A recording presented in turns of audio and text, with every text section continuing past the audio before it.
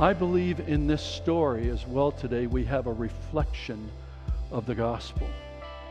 I believe that the words we think and use can bring healing, and yet they can wound us deeply.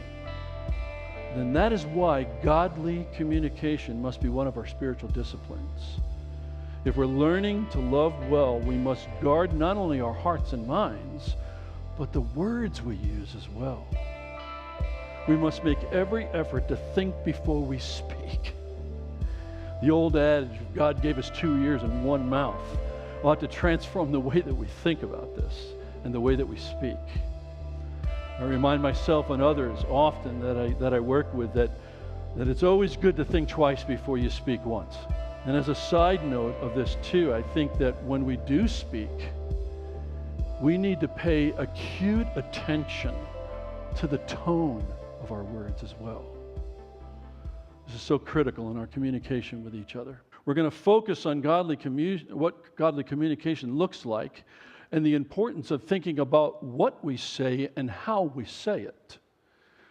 We're going to spend some time in a more obscure passage of Scripture, but one that has a powerful message and that provides a great example for us of what conflict resolution looks like when it comes to the use of words and godly actions.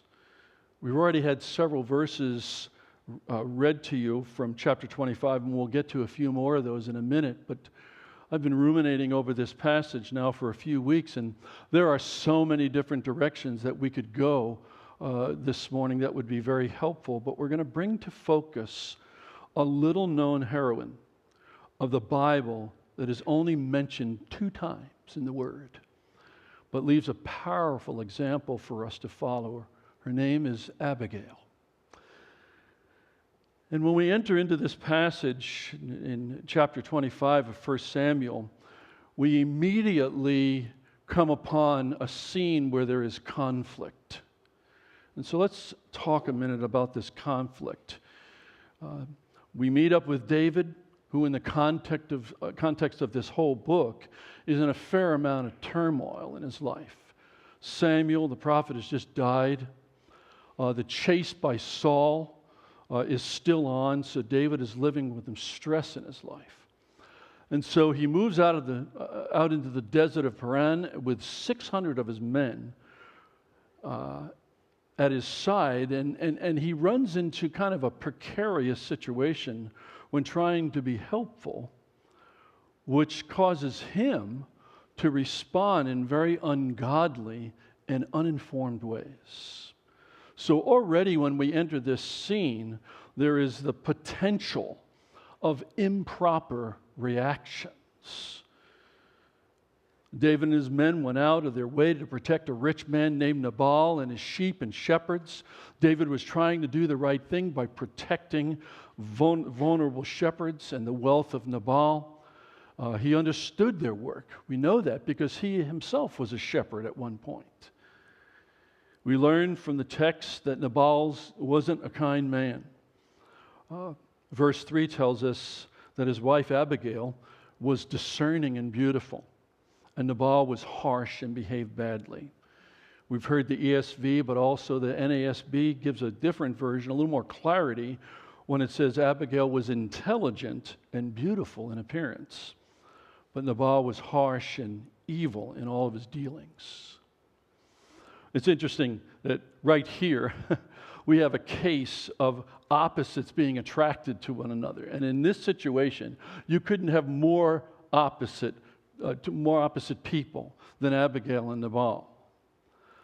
Abigail was intelligent and discerning, while Nabal was a ruthless businessman who seemingly would do anything to protect his wealth. Now, the fact of that is for exploration in another sermon. So there's a lot that could be said there. So come back another time and we'll deal with that for sure. So you would think and expect Nabal, as a shrewd businessman, that he would be thankful for David and his men as they protected the sheep and the shepherds. After all, they were protecting his wealth, and there was no additional cost to them for this. On top of that, this was sheep shearing time and a feast day, And it was common that there would be abundance of provision and generosity on the part of people. So David was not asking for anything out of the ordinary, and Nabal could certainly afford to give them some food. He was simply asking for some food and provisions for his men, and this was very common in that day. So Nabal's response was a little shocking. In verse 10, we find him saying, "Who is David? Who is this son of Jesse? There are many servants these days who are breaking away from their masters. Shall I take my bread and my water and my meat that I have killed for my shearers?" Can you hear the selfishness? "And give it to the men who come from, I don't know where." Now, we can understand right away that in that culture, in our culture as well, that this would be a major insult. Nabal's reaction is a prime example of the principle we find in Proverbs 15:1. A soft answer turns away wrath, but a harsh word stirs up anger. So we find as we move along in the passage that the report comes back to David, and the scene really goes bad and turns south very quickly, in a heartbeat. David's reaction is, "Men, get your swords on, because there's about to be a beating." And 400 of them jump on horses without thinking and head for trouble. This is an example of where reaction has potentially dire consequences. I don't know about you, but have you ever had something of this nature enter into your life and you reacted in haste and made a decision that was not helpful for anyone involved? I think we all have. I think that if we were honest, we can say that we have. Now, most of us could possibly understand and resonate with David's reaction. When someone insults us or dismisses our efforts, treats us unfairly or unkindly, the temptation is to get even, and it can be very overwhelming. Like David, we want to make them feel what we felt. The challenge before us this morning really is that if we are learning to love well, we must understand the importance of proper responses. I believe that there can be and must be a vast difference between an improper reaction and a proper response in our communication and relationship with others, especially when there's conflict and misunderstanding and struggle. But David is like us, and vice versa. We are like him at times. It's amazing. You go back one chapter in Samuel here, 1 Samuel in 24, he shows incredible restraint in that chapter by sparing the life of Saul and trusting God. And now, one chapter later, he's totally prepared to take matters into his own hands. Like David, we can quickly forget the promises of God and fall back into our own instincts, right? We really can. David had every right to be angry and frustrated, but to kill Nabal and his entire household, that would have been completely unjust, completely irrational, and might I say, quite frankly, crazy. So then as we move on in the narrative, Abigail, Nabal's wife, gets word of this interchange that took place through one of the servants and becomes aware of the impending doom. I find the words of the servant here interesting. In verse 17, we read there, "Now think it over," saying this to Abigail.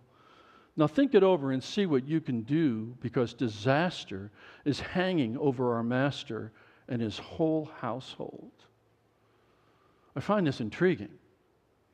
They could have done anything else, could have gone anywhere else, but the servant knew who had the better mind and heart in this situation and seemed confident that Abigail could fix the situation. I think this says something of her character already in this short story. And then I ask the question, how about our own lives this morning? Is the way we're thinking, living, and responding to life circumstances, and is that characterized by godliness? So that we individually and personally are setting a pace for others to look up to. And are we a resource that people can come to when they're struggling? So the scene is set here, all right? There is a conflict in motion, and now Abigail steps into the picture. And what unfolds here is a picture and lesson for us to learn in dealing with conflict and using both appropriate action and words to diffuse and resolve difficult situations. I like to call this section the mediation. Abigail steps in and she begins to mediate here. What's the first thing she does? She acts quickly and makes provision. Let's go over to verse 18 here and read about this. 1 Samuel 25, verse 18. Abigail acted quickly. She took 200 loaves of bread, 2 skins of wine, 5 dressed sheep, 5 seahs of roasted grain, 100 cakes of raisins, and 200 cakes of pressed figs, and loaded them on donkeys. Then she told her servants, "Go on ahead, I'll follow you." But she did not tell her husband, Nabal. Wow, that's a lot of food.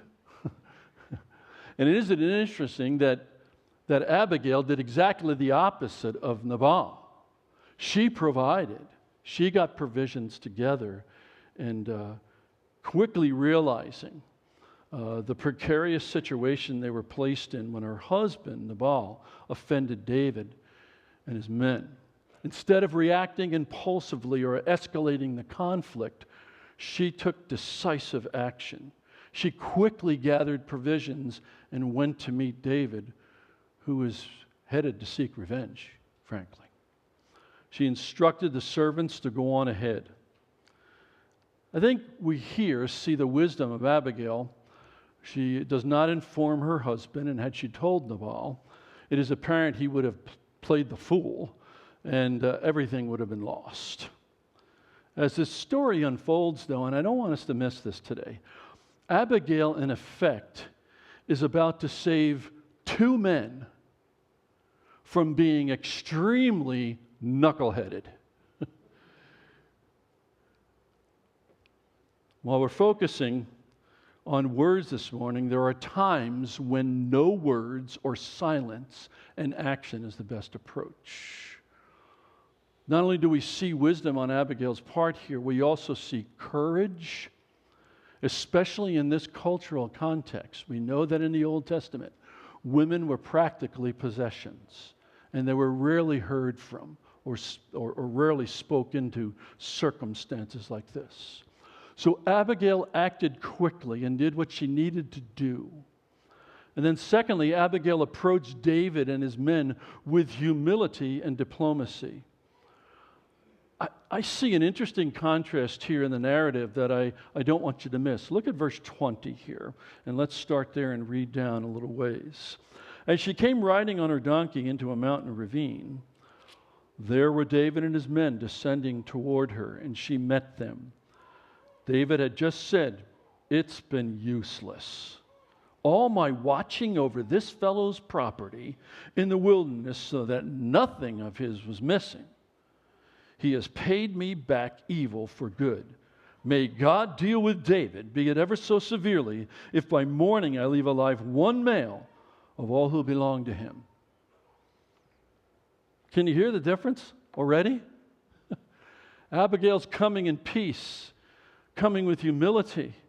And we'll see that in a minute, but she's approaching him that way, and David is coming down into this valley, still fussing and fuming and spewing out his frustrations, and even vowing before God to rid himself of the situation by destroying all of the men under Nabal's care and rule. Many of these men were likely innocent. I think that's interesting. It's easy for us to do, isn't it? It's easy for us to get to a place that We get so worked up over something that we don't like, and we end up saying and doing things that we could never reel back in. I'm wondering, too, in this situation, as Abigail was approaching and David was coming, if she might have even heard these words. Can't prove it, but I wonder. She quickly gets off the donkey and bows in humility. She acknowledges their grievances and took responsibility for her husband's actions, even though she had no control over them. I find it interesting how she actually referred to Nabal. Please pay no attention, my lord, to that wicked man, Nabal. He is just like his name. His name means fool, and folly goes with him. Ouch. Right? This is his wife speaking. It's a third-person reference within a first-person statement to David. It's interesting. But her words towards David were respectful, tactful, and she sought to de-escalate the situation. Words like, pardon me. Let me speak to you. Hear what your servant has to say. Please forgive my assumption.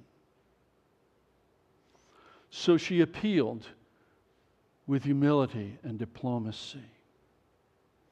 But then thirdly, Abigail also appealed with reason and righteousness. She sought peace and reconciliation, emphasizing that revenge would harm David's reputation and relationship with God. Abigail's actions demonstrated her trust in God's ultimate justice. She believed that God would handle Nabal's wrongdoing and didn't resort to violence or revenge. Her faith and trust in God's sovereignty were evident in her calm demeanor. Abigail's words to David were not only disarming, but also wise and persuasive. She reminded David of his destiny and the importance of maintaining a blameless reputation. Over in verse 29, look at it there. Even though someone is pursuing you to take your life, the life of my Lord will be bound securely in the bundle of the living by the Lord. Capital L, capital O, capital R, capital D. Yahweh, the Lord, your God. But the lives of your enemies he will hurl away as from the pocket of a sling.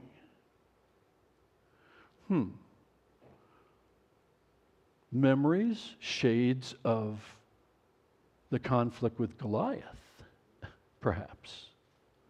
I think Abigail knew that and was remembering it there in that moment.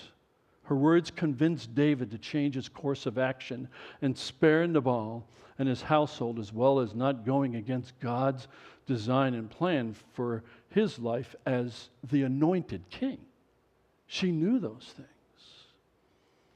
So 3 things that I want you to go away with from Abigail today. Remember that when we find ourselves in the midst of communication conflicts in our relationships, at times we just need to act without saying a word and do all that we can to listen and get the facts straight before we respond with appropriate kinds of action. Really important. Our approach ought to always be filled with humility and diplomacy. Now, this doesn't mean that we disengage, but that when we do engage in speech and words, that you consider the other person's needs first as more important than your own. I have to say, in my home growing up, this was exemplified by my mom and dad. They lived for each other. One another's needs were more important than their own. And it's a life that we need to live, and it needs to characterize our marital relationships, but also our relationships with others as well. And then our appeal ought to always be filled with reason and righteousness. I love what Paul says over in Colossians chapter 4 and verse 6. He reminds us of this. Let your conversation be always full of grace, seasoned with salt, so that you may know how to answer everyone. Wow. Good principle there. Have you ever met someone and been in a situation where reason just seemed to be thrown out the window? Maybe you were the one that threw the reason out the window. It's possible, right? Out of frustration and hurt, we get angry. There are better ways to respond, right? There really are. So before we leave this story this morning, I think there's one more thing that we must see, and it probably is the most important thing that we should go away with this morning. I believe that in this story we have more than just a model of wisdom. Abigail's narrative warns us against disbelief and ingratitude while commending a faithful and discreet person. She does portray for us a model of wisdom, and I don't think we can deny that. She was a masterful communicator. Her persuasive ability to reach the heart of a vengeful David was brilliant. Let's go to verses 32 to 35 in our passage here this morning and read these words. Listen to what happens here. Chapter 25, verse 32. David said to Abigail, "Praise be to the Lord, the God of Israel, who has sent you today to meet me. May you be blessed for your good judgment and for keeping me from bloodshed this day and from avenging myself with my own hands. Otherwise, as surely as the Lord, the God of Israel lives, who has kept me from harming you, if you had not come quickly to meet me, not one male belonging to Nabal would have been left alive by daybreak." Wow. Then David accepted from her hand what she had brought him and said, "Go home in peace. I've heard your words and granted your request." Abigail's actions and words changed the whole course of events here. Just think what might happen in our lives when we apply these kinds of principles. We could leave the lesson at that, but there is actually one more thing as a part of this that I think is important for us. Last week, as we began this series, Pastor Mark reminded us as we were exploring covenant love, that covenant love is really a reflection or mirror of the gospel. And if we're learning to love well, that needs to be reflected in our lives, right? I believe in this story as well today, we have a reflection of the gospel. I believe that the words we think and use can bring healing, and yet they can wound us deeply. Then that is why godly communication must be one of our spiritual disciplines. If we're learning to love well, we must guard not only our hearts and minds, but the words we use as well. We must make every effort to think before we speak. The old adage of God gave us 2 ears and 1 mouth ought to transform the way that we think about this and the way that we speak. I remind myself and others often that I work with that it's always good to think twice before you speak once. And as a side note of this too, I think that when we do speak, we need to pay acute attention to the tone of our words as well. This is so critical in our communication with each other. I believe that, again, in Abigail we find a great example of a similar reflection of the gospel, a glimpse or picture of the wise mediator who charged forward in the face of wrath and difficulty and sin on our behalf. His name is Jesus Christ, our mediator. This mediator offered not just wisdom, but his own life. For one will scarcely die for a righteous person, but while we were still sinners, Christ died for us. We have now been justified by his blood, therefore much more shall we be saved by him from the wrath of God. Romans chapter 5, 7-9. Let's not miss the shadow of the gospel in Abigail's action and words this morning and lose sight of the mediator who turned away God's wrath to reconcile us to our Father in heaven in the biggest story that was ever told. So we come to that place in our time in the morning when we ask the question, so what? What in the world is this all about? What does it mean when I wake up tomorrow morning? These principles, how do I apply them? And I believe that these principles apply to not only to mom and dad, husband and wife, but teens, our friendships, our church life, our work life. It's not just marriages and spouses. We need to be speaking love. So here's some practical things that I just want to send you away with. They're very practical, and you can do these this week. Here it is. The first thing I want you to ask yourself today and tomorrow morning is, what will I do this week to measure my words? What will you do this week to measure your words as you're out and about with people that you know and you run into maybe some disagreement and conflict? How will you measure your words before you speak? Secondly, I'd like for you to take a 24-hour test. Now, what in the world is that all about, right? As I was preparing for our time today, I came across a book by Rabbi Joseph Telushkin. The title of the book is Words That Hurt, Words That Heal. How the words you choose shape your destiny. I'm just getting into the book, looking forward to reading the rest of it. But in the introduction, he says this: when I speak, I often ask my listeners if they can go for 24 hours without saying any unkind words about or to somebody. Invariably, a minority raise their hands signifying yes. Some people laugh. And quite a large number call out, no. If you can't go for 24 hours without saying unkind words about or to others, then you've lost control over your tongue. Wow. Strong statement, but I challenge you this week to take the 24-hour test and work hard at not saying unkind, ungodly things to people or even thinking those things. So I challenge you. How will you measure that this week? And then as we close, I want to leave a verse with you today that I hope will go with you and it will pervade your thinking, especially tomorrow morning when you wake up and you go into life. Okay? Psalm 19 verse 14 says this, and I want us to read it together. Here we go. Let the words of my mouth and the meditation of my heart be acceptable in your sight, O Lord, my rock and my redeemer. Let's say it once more together. Here we go. Let the words of my mouth and the meditation of my heart be acceptable in your sight, O Lord, my rock and my redeemer.